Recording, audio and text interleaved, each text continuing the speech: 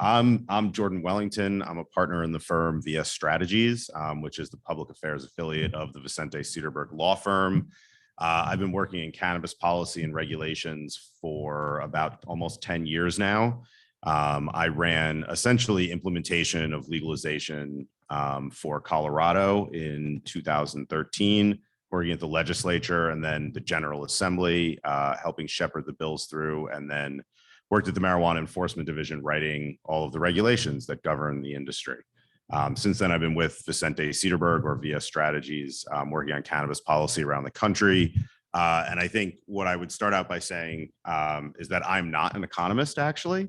The economist who put together a lot of the numbers and the data that we're talking about is a guy named Andrew Livingston. He's probably one of the smartest people in the cannabis movement, and he would probably be here and not me, but for the fact that he's about to have his first child. And so he thought it was like, no, it's like, okay, I'll go. And I was like, dude, you are not going to Texas and getting a phone call that your wife is in labor and you're going to miss the birth of your child.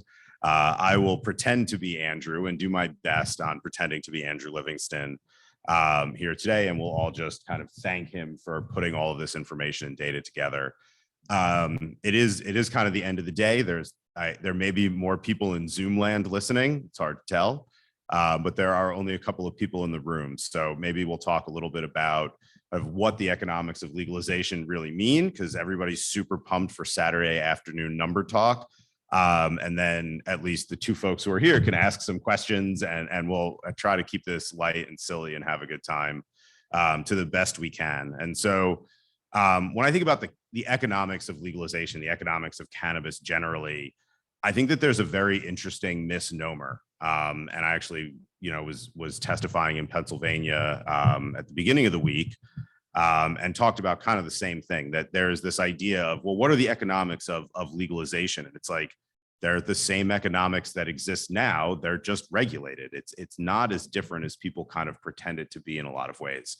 And the message I always say is that, there is a cannabis economy occurring right now in Texas. It is a healthy and vibrant economy.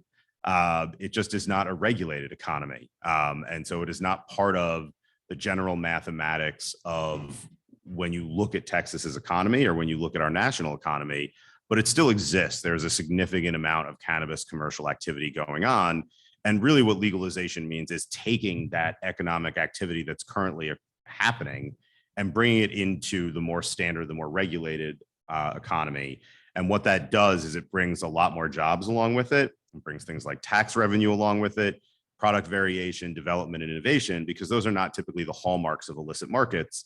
One of the things that is true of illicit markets is that the real skill is not getting caught, right? That is the absolute number one priority in an illicit market, is don't get caught. So all the energy and all the money and all the innovation go into the most important thing in your business, which is don't get caught. In a regulated economy and in a regulated cannabis market, you see a lot more investments in things like lawyers and business documents and innovation into the compound. And that's why when you look at markets like Colorado and Washington, or even newer markets that are coming online or are starting to really get their foothold, like Massachusetts, you do take this economy that is occurring in the illicit market, but it begins to multiply and expand out in a lot of different ways. And so in Texas, what does that mean? Well, I think there's kind of 3 or 4 main things that you want to talk about when you go from an illicit market trade into a regulated market and you start thinking about what that means. And everybody wants to know what like the first baseline number is going to be.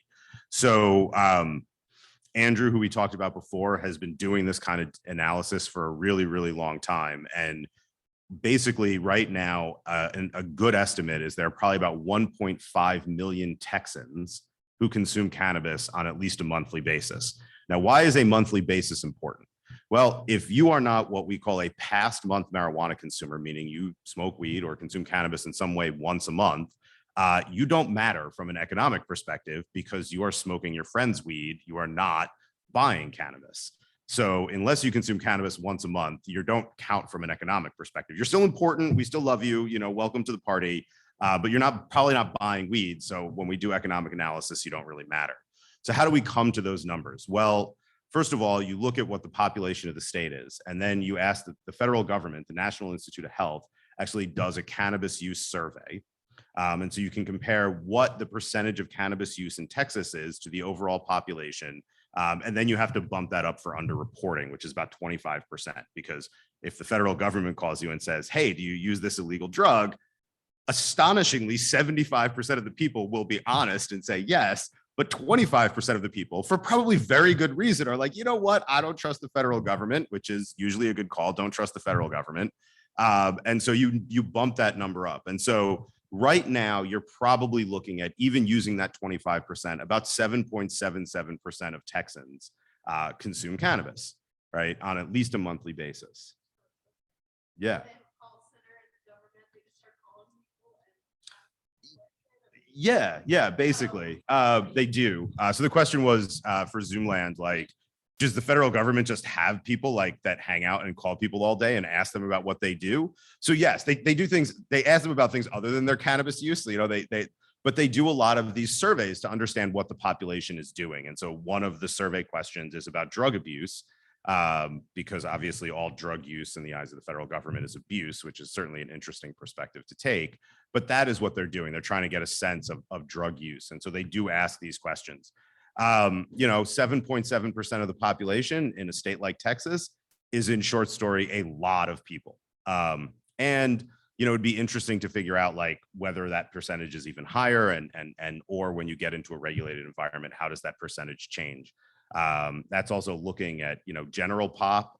So you're looking at obviously the cannabis economy will not include children because they are not purchasers of cannabis. So you're looking at a pretty healthy and sizable population of consumers. And back to the first point, there is a cannabis economy in Texas. Those 1.5 million people are just part of an illicit trade that is not really seen as part of Texas's economy when you look at things like GDP and broader numbers, as well as jobs and things like that. So what does that 1.5 million cannabis consumers translate to from an overall dollars perspective, right? That is the next question everybody always wants to ask. So if you take a look at markets like Colorado and Washington, and why are Colorado and Washington important? Because they're the most mature regulated markets in the country. And those are some of the markets where you can kind of really understand what human behavior looks like. There are other states that have legalization, but a lot of those have varying reasons why I think sometimes they're not the best example to look for. California's market is a train wreck. California is not very good at regulating stuff. I know that's shocking in Texas for people to realize, but California sometimes struggles with regulating things. And so they have a huge illicit market, and essentially legalized illicit market in California that's tricky. So when you look at those numbers, you basically come out and you start working out the math. You understand what your average cannabis consumer in a mature market like Colorado and Washington would spend. So what do the 1.5 million cannabis consumers in Texas, what would they spend in a regulated market? $2.7 billion a year. So that is $2.7 billion of purchasing that is occurring. To some extent, it is occurring now, just in the illicit trade. So if you want to look at Texas's GDP, whatever they're reporting is probably about $3 billion short of what it is just to account for cannabis alone. These numbers are even close to achievable in a fully realized medical program, right? That Texas has their compassionate use program. It is very limited in terms of both the products you can buy as well as access points. But actually a fully realized medical program in Texas over the next several years could achieve a market of that size as well. And then legalization would obviously be additional revenue or additional sales on top of that. You look at kind of what does that mean when we say, well, Texas is an underserved cannabis market. The firm I work with has put together kind of a paper that talks about what the changes Texas should make into their program and what would the economic consequences of actually making those changes. And one of the big examples that I think can kind of explain all of this is if you look at what your average functioning medical market has from a dispensary standpoint, from a physical brick and mortar places where you can go buy cannabis, you want about, at the very least, one dispensary per 100,000 residents, which means you could functionally have, and these are in the restricted licensed medical markets that exist today on the East Coast and things like that, 378 dispensaries in Texas alone to achieve parity to just markets like Maryland or Pennsylvania or some of these other states. So we're not talking about California or Colorado where there aren't artificial government created caps on licenses, but literally just going with what has been the trend around the country for government caps on licenses, you have about 378 dispensaries. I think Texas has like 3 right now. So maybe not 3, but you're talking about a very low number of facilities. And so what does the American consumer care about? Well, American consumer cares about 2 things: price and convenience, right? That's basically it. I mean, quality is a distant third. We do care about quality, but it's not the same. All right, so what does that mean? Well, the market doesn't work unless there's easy access. If you can, otherwise you're just going to keep going to the illicit market, right? There is a cannabis trade right now. And so how do you actually achieve these economic goals of legalization? You need consumers to be able to easily purchase cannabis at a competitive price. And that's why when you look at markets that have a robust options for purchases and products and competitive prices, you can actually start to figure out what things would look like in Texas, which is how we end up with that $2.7 billion number. And that number would be if you had a full medical program with lots of lists of conditions and access points, right? And that is going to probably be the biggest thing when you talk about achieving an actual market size, is access points. I grew up in New Jersey. Don't feel bad. It's okay. I moved. I don't live there anymore, thank God. But if you look at where I grew up in New Jersey, they had a very, very, very limited medical market. I have friends that I grew up with that will talk about how they just literally don't go to the dispensary. There's people, not even people who are cannabis consumers, people who are very sick that would benefit from the medical cannabis program there. And they'd be like, yeah, it's great, but I'm not driving 45 minutes when Walgreens is down the street. I'm just going to take the medicine that the doctor told me. So the economics of legalization become an exercise in consumer dynamics, right? We're talking about people's behavior, and how do you do that? Well, in America, it's got to be easy and cheap. And that's basically the hallmark of the American economy, is what we're really good at, is making things easy and less costly. And so if you look at what we kind of want to think about in terms of the cannabis economy, we want to absorb all of that activity that's currently happening, the 1.5 million people in Texas that consume cannabis at least once a month. We need to make it easy and inexpensive to go there. And there's actually been some really interesting studies that we use to kind of think about cannabis regulation. And without getting into all the boring details, basically what it finds out is that all of this plays out when you actually talk to people and start doing analysis. That if 1/8 of cannabis, a typical purchase amount that someone might buy, 3.5 grams, if it costs $25 in the illicit market, people will spend $30 for a regulated purchase. At about $35, you start to see some decline in that willingness, and people starting to prefer the illicit market. At $40, you lose a huge percentage of those people. Yeah, we can just do questions throughout. There's like a handful of people here, but you've got to, I think the rule is you have to have a microphone, otherwise I get in trouble. So, so with those numbers, you're looking at in Texas, or did you use examples elsewhere to analyze? Yeah, those are not from Texas. There is no regulated market in Texas. So, but basically, the whole point is there is price elasticity of demand for cannabis, right? Like you can, as long as it is relatively price competitive with the illicit market, consumers will purchase a regulated product, but they're not going to spend double, which is really important, because a lot of what I do is figuring out how to design cannabis regulatory systems and what do they look like in different states. And so what you're talking about is you have to understand basically that $25 or that $25 to $35, that $10 per purchase, that's how much your regulations can cost. If your regulations cost more than $10 over that $25 purchase, you're never going to actually absorb the illicit market into the regulated stream, which is how you actually achieve what we're talking about. Well, I guess the reason I'm asking about, Texas is thinking about myself. I'm willing to spend more because I know it's keeping the program alive too, so hopefully to ensure a future program, right? But do you have like numbers for a scaling up of that, just in case because, I'm hopeful, but maybe cannabis in Texas isn't going to go straight to having 386 dispensaries from sort of 2.5 right now. So you're doing a 2.1 right now, but scaling up, they're probably going to give us a few more and not let us go to 386, Yeah. And I think that I think that that's a really good question, is like, where does this shake out in the middle? And I don't think there really have been a ton of studies on that. This study was more designed to understand, you know, what a consumer would do in a normalized regulatory environment, and how much room do you have in there. And if you've seen a lot of other states, some states, especially when they've started with their market, the prices of cannabis are incredibly high. I mean, you're talking about, you know, even New Jersey's medical program recently was 150% of what it would cost on the illicit market to buy that same product. And that has a big impact on what these economics look like. So I think it's, you know, we can't let the perfect be the enemy of the good, right? If there's 2.5 dispensaries, 5 would be great, right? That would double it. You know, are we going to get to 400 anytime soon? It might take a while. But I think the idea here is to think about, what would this look like if we actually could create a situation where Texas was able to transition the illicit market into the regulated market, which, to be fair, very few states have actually accomplished in the history of legalization. And there are a variety of reasons why different states have struggled with that.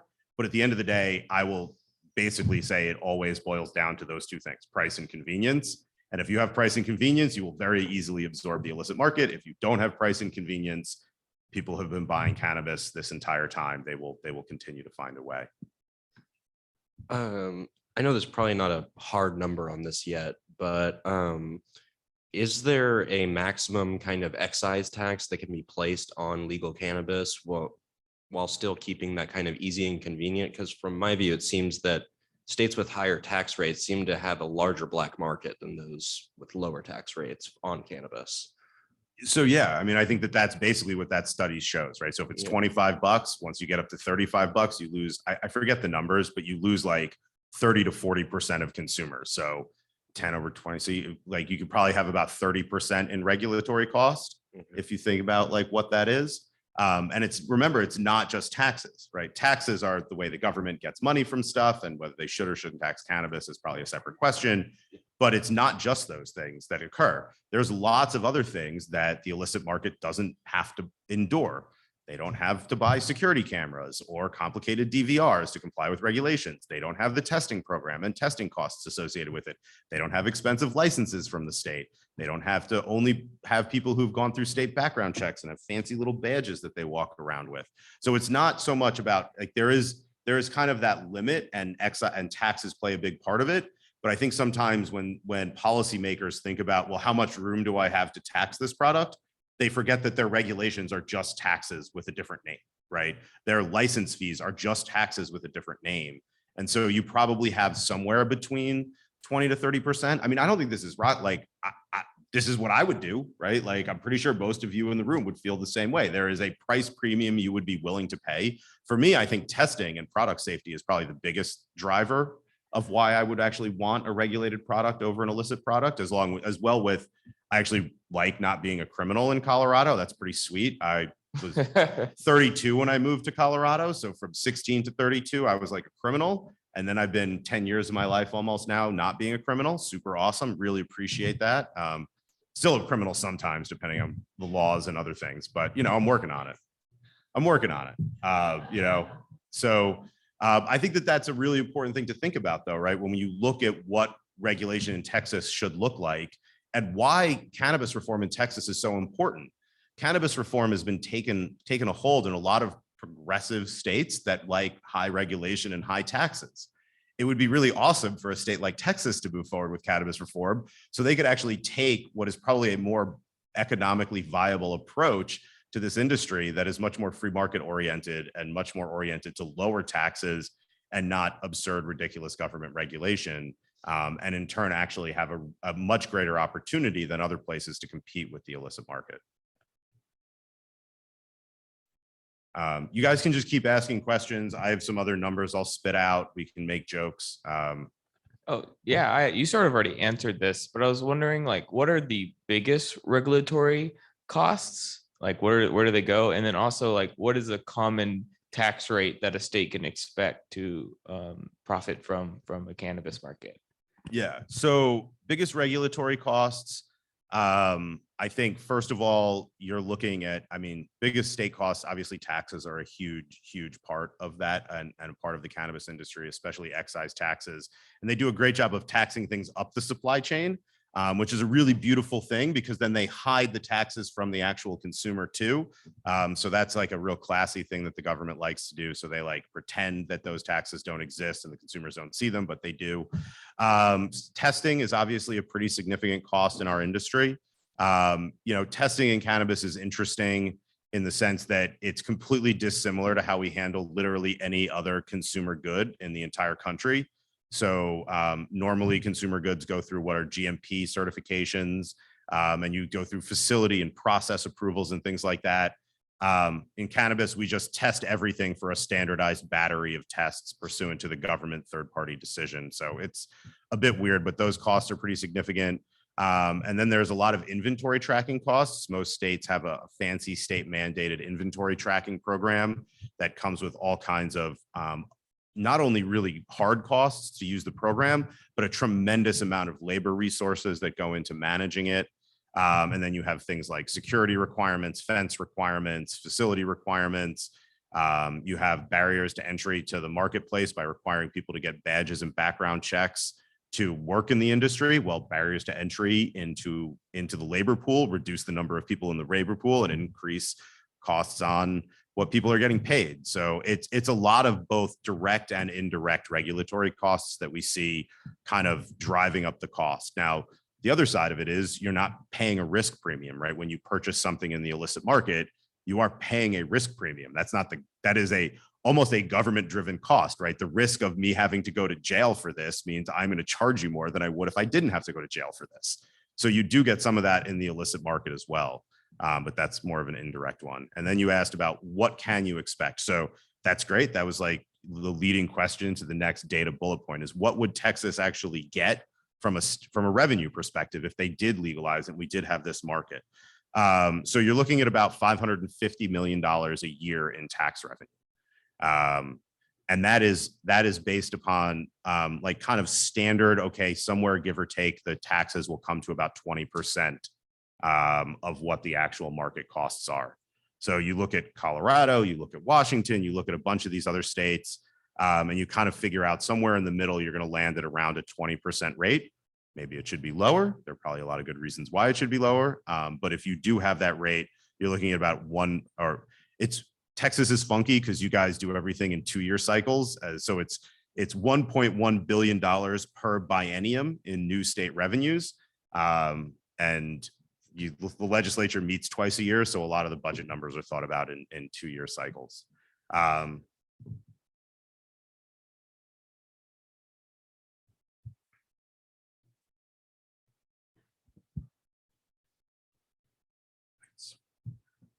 Yay, America. So I'm sorry, were you done? Yeah. Okay, I didn't hear Please. the question, so I wasn't sure.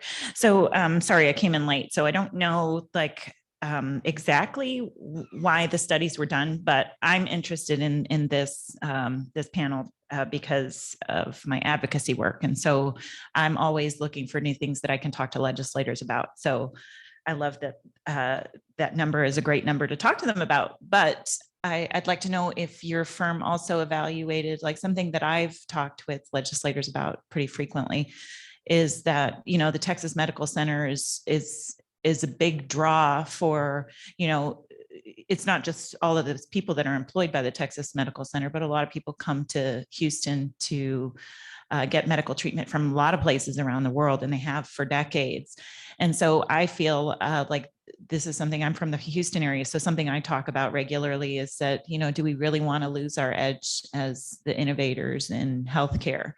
And I think there's a cost to that if we don't bring cannabis into the functional integrative medicine picture, then, you know, we'll eventually lose that edge and there'll be a cost associated with it. And then I also wanted to know if you did any analysis of like cost savings with like,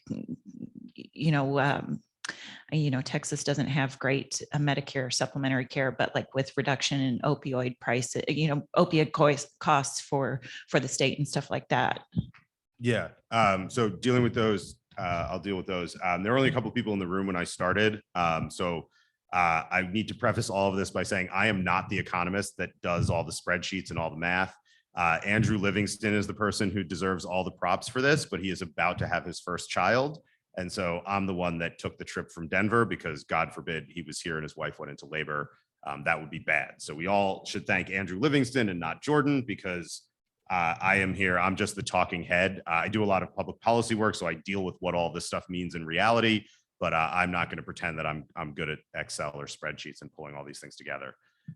So in terms of quantifying the potential loss for places like Houston that are kind of, they almost call it like medical tourism, which just feels really weird from like, we need a new name for that. Like, this is clearly not tourism, but you know, whatever, for lack of a better word. I think it's probably really hard to quantify that because at least at this point, while we kind of have a known and understanding of the benefits of cannabis, quantifying like how many people would seek treatment, would stop seeking treatment in Texas and might go to a different state that had a more robust medical program, I think is really challenging to quantify.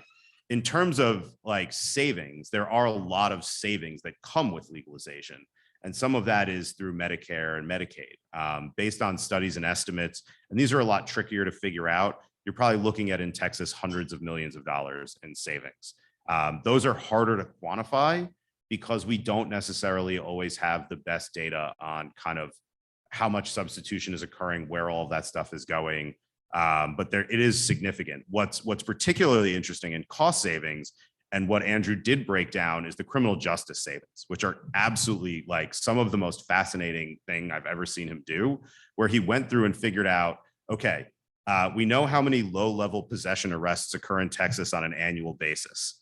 And then through amazing government data, we actually can determine how many hours it takes a law enforcement officer to process that low-level arrest, what the cost to the system is for the prosecutor to prosecute that person, the public defender that is frequently assigned, and costs on jailing and other things, and additional court costs. And so just for low-level cannabis offenses, the state of Texas would save $311 million a year. The state of Texas is, or put another way, the state of Texas is spending $311 million a year to prosecute people for low-level offenses. So that's about almost 15 million in law enforcement labor hours. So $15 million a year in just paying law enforcement officers to stop and arrest people. It takes about 4 hours from the point where they like stop someone and catch cannabis with them to process that entire time. So like, I don't know, assuming an 8-hour workday, they catch one person with weed in the morning. That's half their day spent on a great social good of arresting people for low-level cannabis offenses. Then everything has to go to the crime lab, which is particularly complicated today because of the position on hemp versus cannabis versus marijuana. It's all cannabis. And so you have to go get it tested to figure out if, oh my God, well, this is hemp, it's totally legal. Oh, it's not. So that's another 20 million in just lab costs to figure out which side of the same plant the seized cannabis falls on. Then obviously putting people in jail, the most expensive, a solid 145 million per year jailing people. This is not for trafficking or anything else. This is just low-level possession. 50+ million on district attorney costs, almost just under 50 million for public defenders, and then a solid 32 and change for court costs.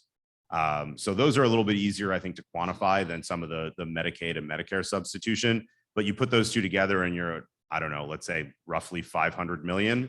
And then you get another 500 million a year in taxes. So you're talking about basically $1 billion per annum in state revenue that is, let's say, one way or another going in the wrong direction.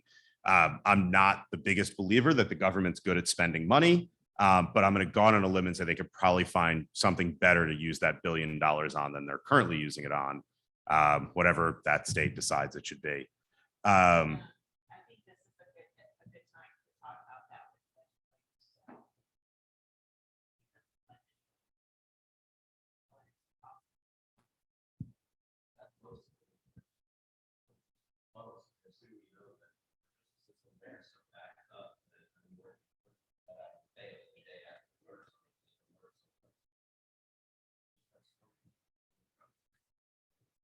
Yeah. And I think that when you think about that, right, like, I mean, to be realistic, these are probably full-time employees. So I don't know that the state's actually going to save that money, right? Like at the end of the day, the cop's getting an annual salary, right? Like if they're spending 15 million a year of labor hours, it's not that the state would get that money back. I think it's more that they would actually arrest people doing something that would hurt public health and safety, which is what we want them to do, as opposed to arresting people for using cannabis, which I know this is surprising, but cannabis is actually an inanimate object. And so it can't hurt anybody. It's not possible for cannabis to hurt anybody. Using cannabis can be unsafe, and especially young people shouldn't use it. And there are problems. It's a drug, but it's not, you can't, it's, you know, it's like it's like a Texas thing, like guns don't kill people, people kill people. Well, cannabis can't hurt you.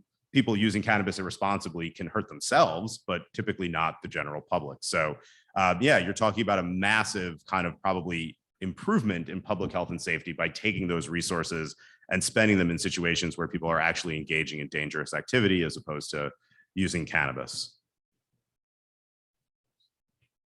15 million Texans that consume cannabis a month. Oh, sorry. Yeah. Oh, of the 15 million Texans you said that consume cannabis a month, are the medical cannabis users included? Yeah, so this? one, it's 1.5 million. Oh, okay. That decimal point's really key in that one. I'm like, okay. Maybe one day we'll get to 15 million people using cannabis. I think at that point you're talking about alcohol substitution, which we don't want to talk about in public. So is that medical? Yes, but I have like a weird perspective on this. I actually think all cannabis use is medical, because if Zoloft is medicine, then cannabis use is medicine. I mean, like occasionally people are just like hanging out and trying to have a good time, and I guess that's not like necessarily medical. But like if you're stressed out after a long day and you come home and you consume cannabis, and like someone else takes prescription medication, I don't see how one is medicine and isn't the other. You know, I think that at the end of the day, it's all medicine. And so I think, yes, that does include medical use, which is basically, I think, at least in my opinion, the vast majority of cannabis use. Well, I have like a second part to this. So the 550 million a year, that's correct. The 550 million a year, if Texas opened up to, you know, medical marijuana, how would they profit off of that or see that as is this part of that number? So or this can is it be? based on a 21 plus adult use model. The taxes are trickier when you talk about a medical program. Some states don't tax medical cannabis because we don't tax medicine in this country. Other states do. So it would depend on what tax rate they put on medical cannabis. Typically that rate is a lot lower than adult use. So if that, 550 million is based upon assuming somewhere in the ballpark of a 20% tax rate overall, all in tax rate, then you'd probably say, okay, well, Texas probably is going to tax cannabis a little bit, 3 to 5%. So let's say roughly maybe a quarter of that 550 would come if you had that would require a fully realized medical program. So you're talking about expansive conditions list, including chronic pain. You're talking about doctors. I think Texas still uses the word prescribe instead of recommend, which has a massive chilling effect on doctors' willingness to recommend cannabis. Recommending something is within a doctor's First Amendment rights. The government can't tell you what you can and can't say, but prescribed is a magic word that has special government meetings, so they can't do that. So, and then you'd also need, we were talking about at least about almost 400 dispensaries to actually absorb that economic activity, as well as not restrictions on product type. Right now, there's very few product types that you can actually get in Texas. So you're talking about a fully reformed program. And then there you could probably see, so 550 million. They told me there would not be any math once I became a lawyer. They lied. There's like tons of math. But like, let's say, I don't know, 150 million on medical. Oh, wow. That was right there. Mind meld.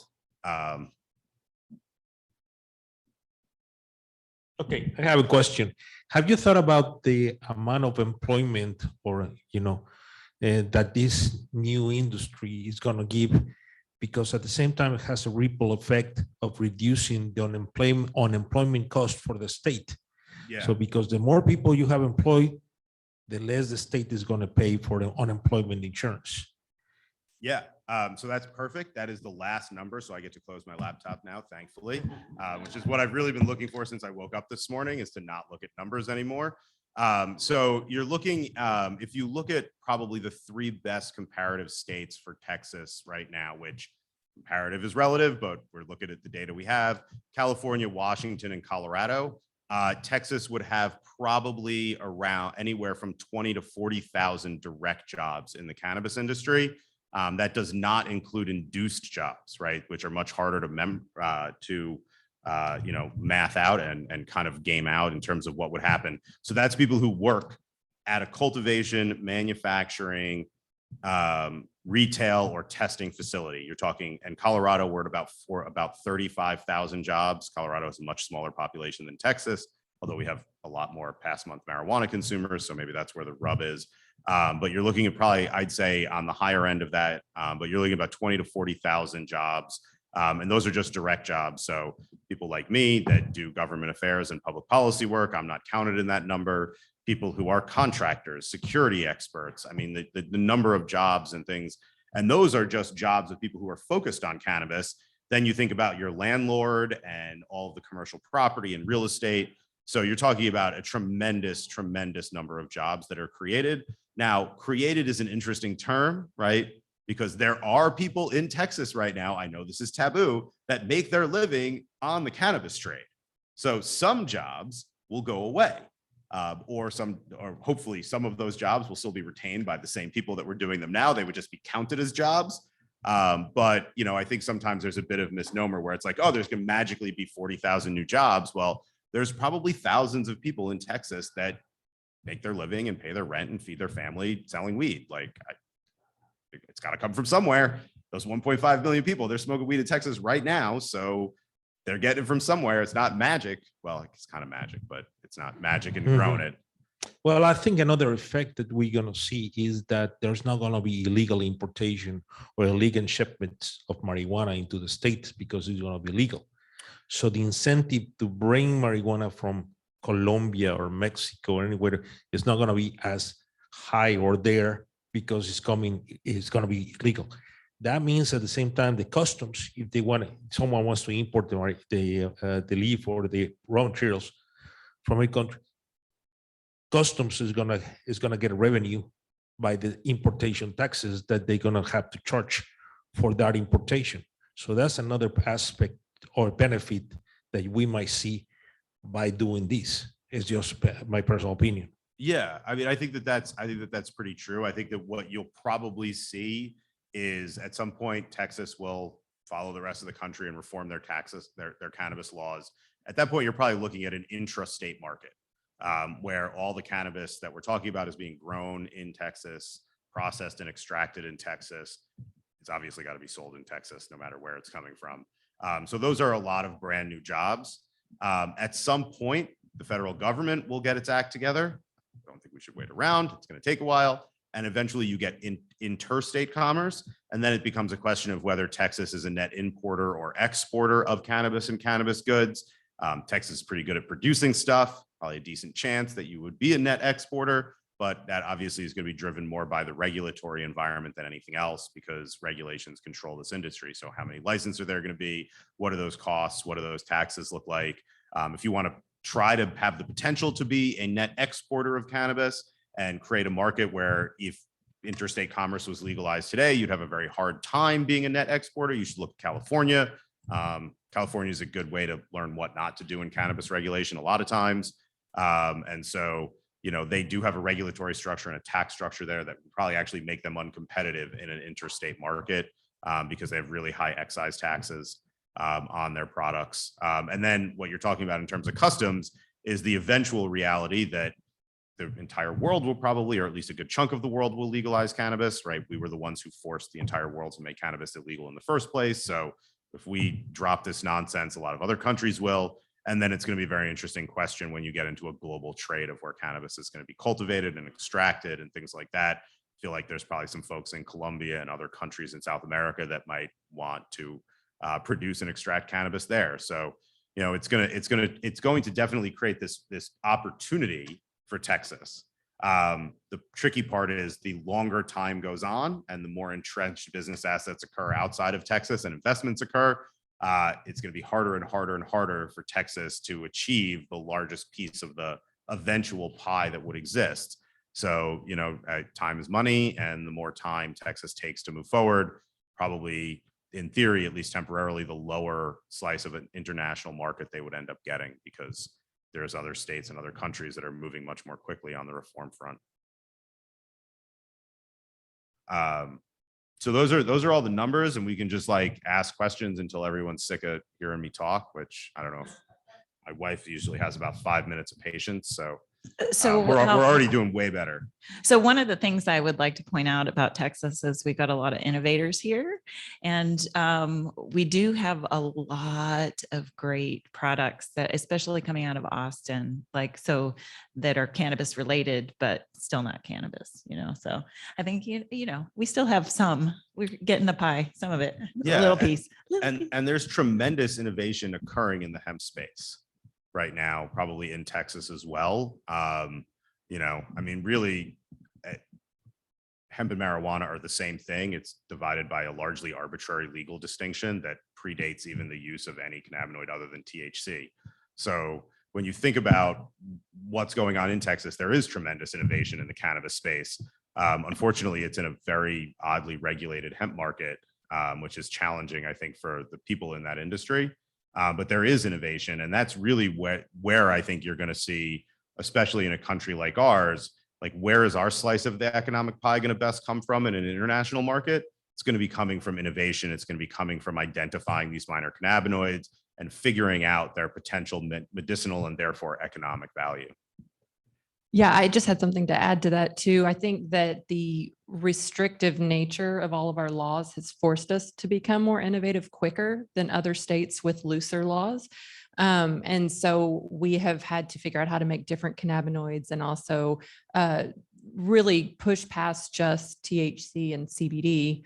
And what we're seeing now is that a lot of these products are targeting specific ailments and being used with other nutraceuticals. And you're kind of seeing that change in the market. And I think a big part of that is, one, Texas being who it is, but also having to force to be innovative, probably faster than other states. Yeah, I mean, economic demand is kind of like water in a wood house, right? It's going to find its way through whatever cracks exist inside. And that's why you have vibrant cannabis markets where it's illegal in all over the world, is because people want it. And if people want something, eventually there's a price where someone will be willing to sell it to them.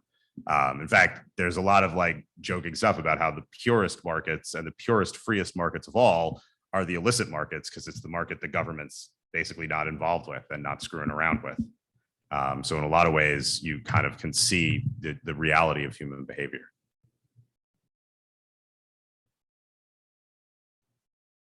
Anything else we want to talk about?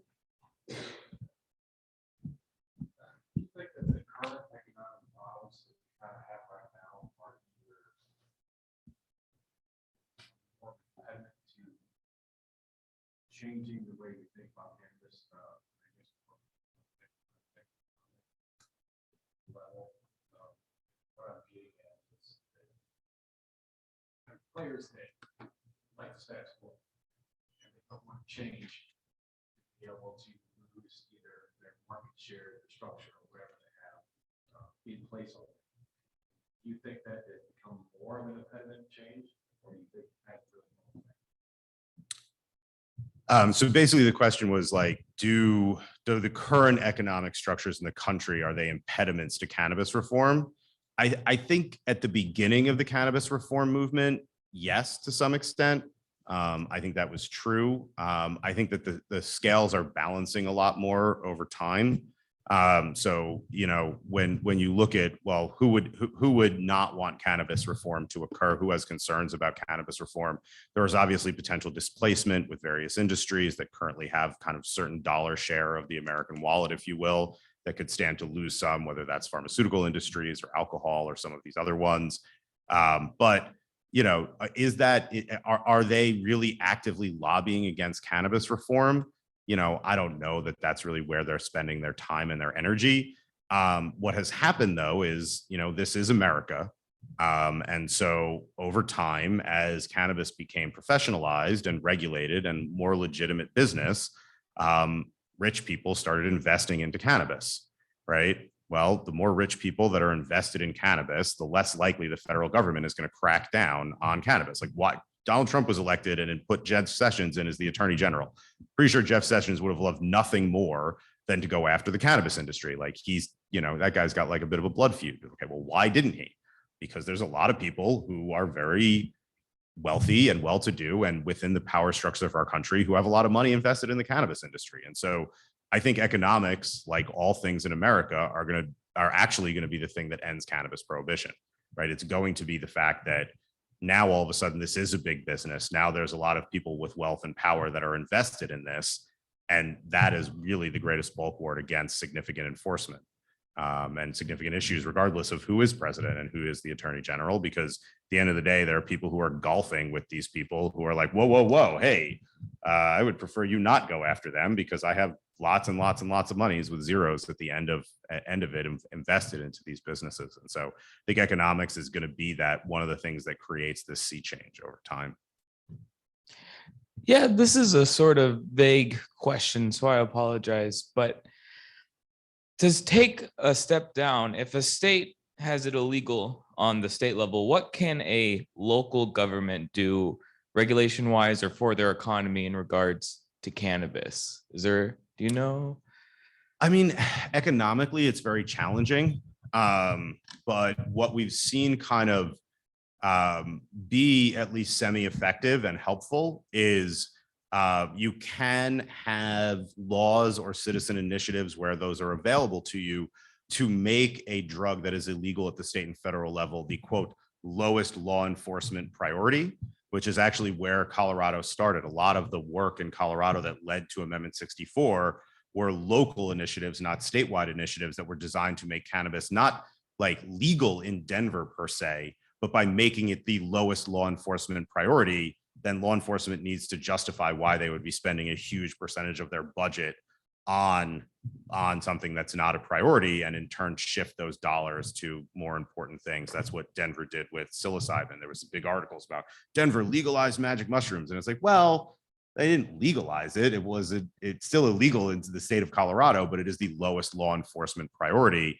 And so if you can do things at a local level, you can do that. It's very hard to actually create like a regulated market though at just a local level. And we haven't really seen that come through. I mean, you've seen a little bit of it in California, but that was really like California local governments regulating the medical market in absence of the state regulating the medical market. It wasn't a full-on adult use program.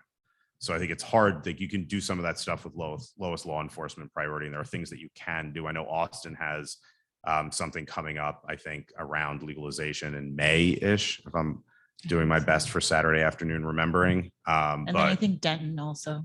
I think Denton has something coming up too, but I'm not positive. Yeah, like decrim measures, but like that's not, decrim's great because like sweet, I don't want to be a criminal, but it's not, you're talking about like decrimming possession's nice, but like it's still got to come from somewhere, right? So it doesn't, solve the problem. And so, it's kind of a tricky thing. You need the state. You kind of need the state, which has a lot of control of the criminal justice system to move forward before you can have a real impact. So I just wanted to jump back to the, the lobby money being spent question, because I asked this question to Debbie Chergai from Americans for Safe Access, and she said, to my surprise, it's not who we typically think it is, alcohol and pharmaceuticals. The biggest spenders are lab companies, LabCorp and Quest Diagnostics, places like that, because they earn so much money from drug screening. So, if you're interested in seeing marijuana prohibition go away, maybe we could figure out some ways to have like alternative revenue that's coming from marijuana for these kinds of companies that, will get them to switch sides. Yeah. And we're starting to see some states, I just read something this week, I forget what state it was, outlaw pre-employment screening for marijuana in their drug tests. which was a particularly interesting, move. That one's a particularly hard one in legalized states. Like in Colorado, you can still get fired for off-duty marijuana use, legal, even medicinal use. And that one is just a very complicated and challenging political issue, because largely what goes on is that large companies, especially companies that operate in multiple states, they want consistent HR policies across the country. And what you find is that very rarely are employees, as I understand it, actually being terminated. It's just that these large companies want consistency in their HR policies, and I guess theoretically the ability to terminate people. Colorado's an at-will state. It's not one of these states where it's like hard to fire people, but that typically has part of the issue. So it's really going to be about a lobbying fight, not even with the labs or anybody else, but with like large national or international companies that want to maintain consistent HR policies, and will want to maintain that until the federal government, reforms cannabis laws, which is probably many years away at this point, unfortunately. I was wondering, what are the economic incentives for keeping cannabis illegal? What are the economic incentives for keeping cannabis illegal? I mean, I guess, yeah, but like I've never seen a situation where cannabis reform occurs and then they take money away from law enforcement, right? Like I think it's fictional and things like, yeah. So, and this is like kind of a conversation I have with folks all the time, where they think about politicians and the government the same way they think about the private sector in terms of like economic incentives.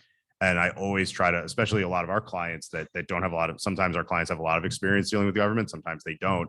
And I try to impress upon these like very successful CEOs that like government incentives are very different, right? It is not their money and they don't make more. People will always be like, oh my God, the regulators, they just want to fine us. And I'm like, you think the people at the regulatory agency make more money because they fine people more? Like their budget has nothing to do with the amount of fines they do. No one there makes any more money. It's the taxes. It's completely disaggregated. In the private sector, you succeed and achieve by problem solving, by putting yourself out there, by taking risk, by building a business, by bringing in money and bringing in revenue. In the government, you basically succeed by getting to 5 p.m. without getting blamed for anything that goes wrong. And if you are around long enough, you will continue to grow and elevate in government. So the real question isn't necessarily economics, but when is it going to be in the structural incentives for the people in the policymaking body? When do they think it's in their best interests, right? Because one of the things I think economics does teach us is human beings are basically just incentive computers. We walk around all day looking at the world around us and make decisions based on our own incentives. So when is Texas going to legalize marijuana? When the people who have the decision and power to legalize marijuana in Texas decide it's in their best interests, based on constituent feedback, based on lobbyists, based on money. Same thing at the federal level. Why isn't marijuana legal at the federal level right now? Because there's no way to count to 60. Anything that would be palatable enough to conservatives or moderate Democrats would be a death knell for progressives. Anything that's palatable to progressives would be anathema to even the Joe Manchins, let alone the people you would need to get to 60. So it's not like money economic incentives because it's government. It's more like behavioral and cultural incentives in their own feedback loops. It's more or less the same thing. It's just less dollar signs and more emotions.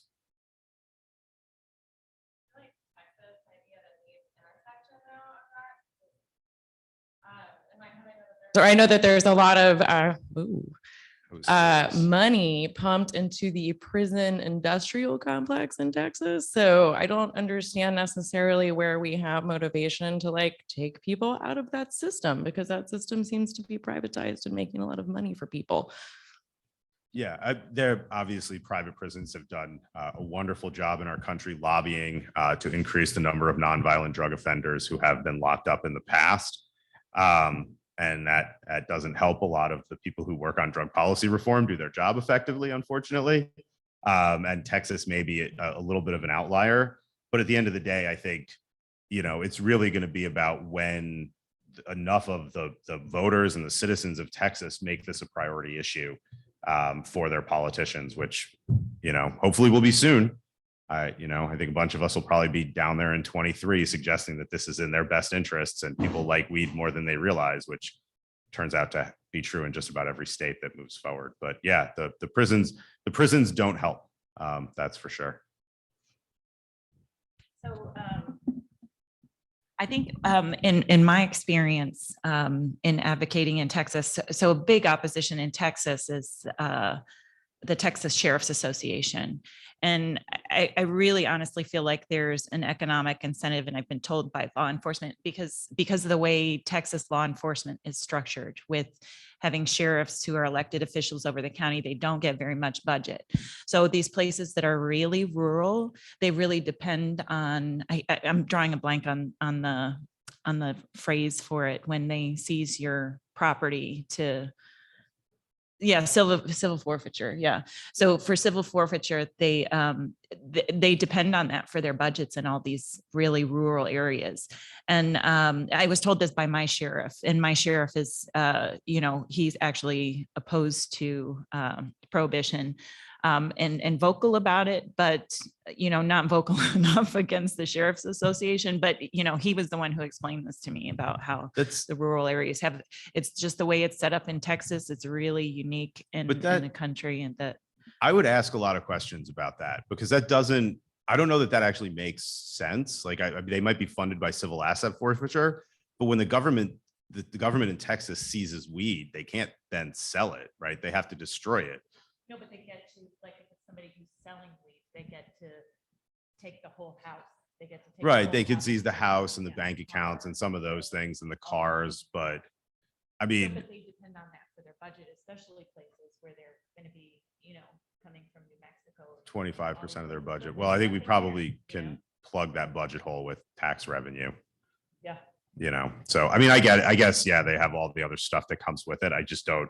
I guess when I think of the guy they arrest for selling weed, I don't think that guy's got like a $150,000 Lamborghini he's driving around either. So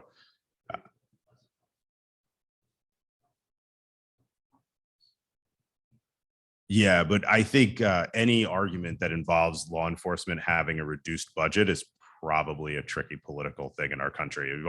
Those budgets have only gone north. We've rarely seen an instance where law enforcement budgets go south. They probably should, because I think what the studies are like, if the U.S. law enforcement agencies were a country's military budget, we'd have like the third highest military budget in the world or something like that, based on just our law enforcement costs. Obviously, our military budget's the next 20 countries combined, but our law enforcement, which we don't count for, is larger than almost every country's in the world's military budget.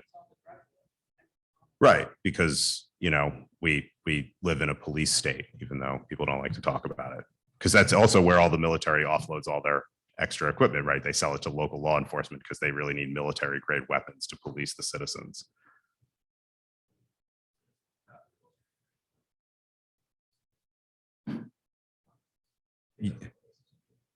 Right. Well, or you could just like not make things people want to do that don't hurt anybody illegal, right? I mean, most of this is about the drug trade, right? So if you legalize drugs, you probably don't have half these problems, but that's maybe a wackier statement than we're ready for on a Saturday in Texas. Any other questions or fun things to talk about?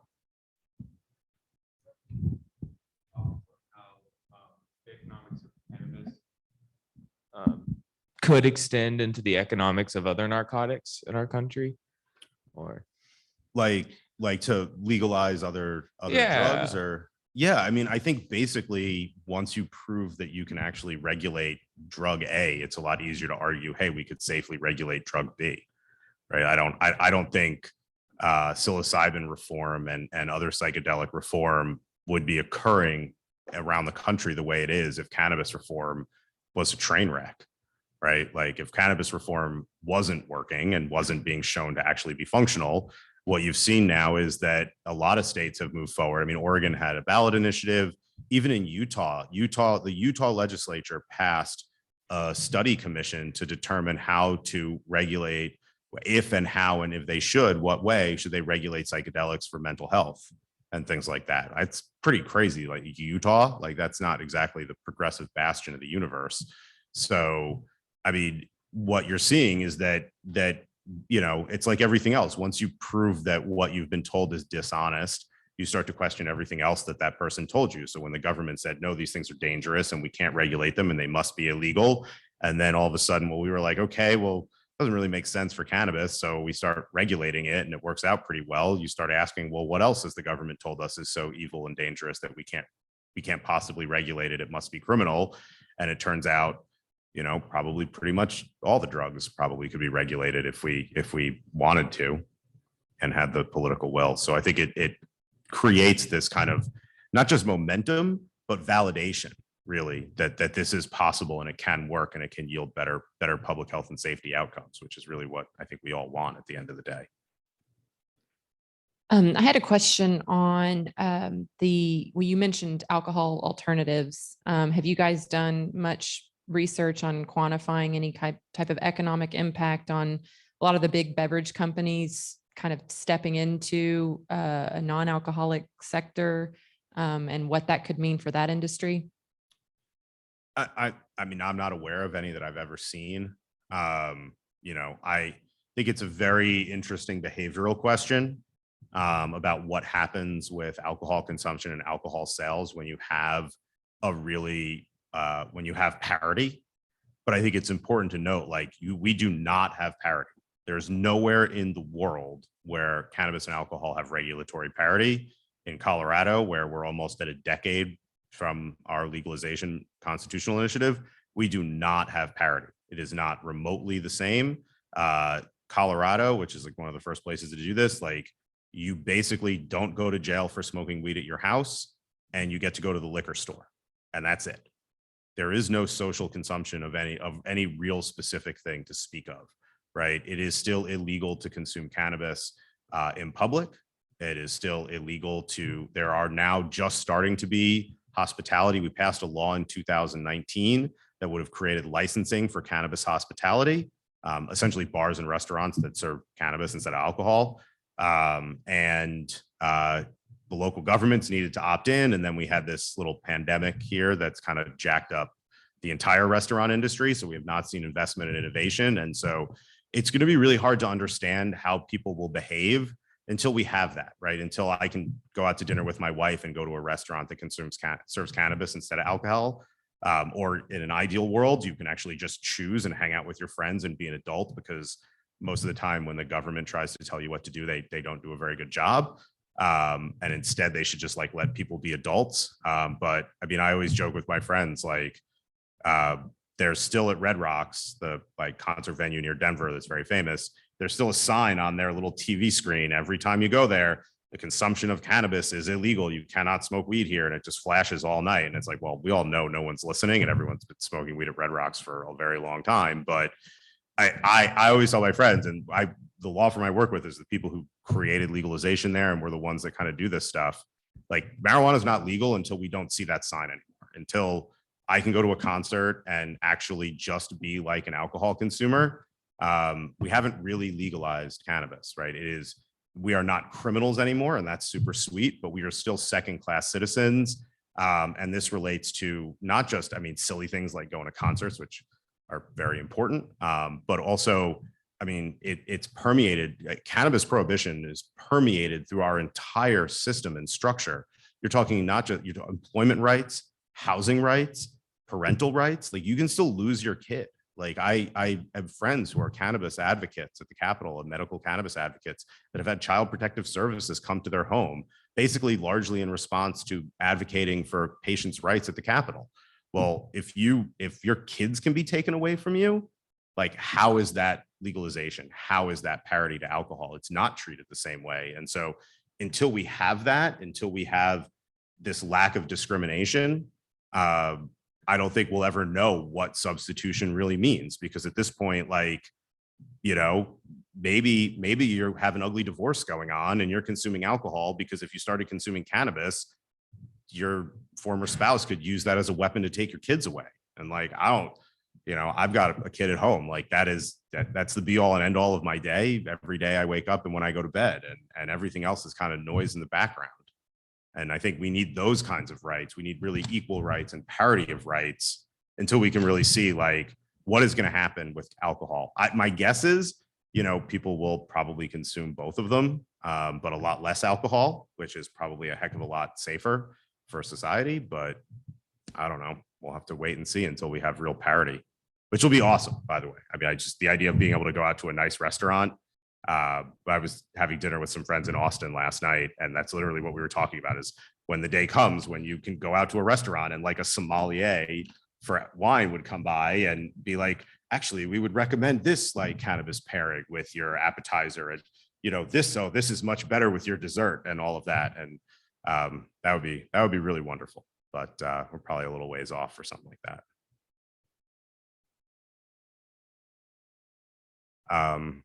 All right. Well, this was a lot of fun. I hope this was more entertaining than you were expecting for an economics lecture in the middle of the afternoon on a Saturday.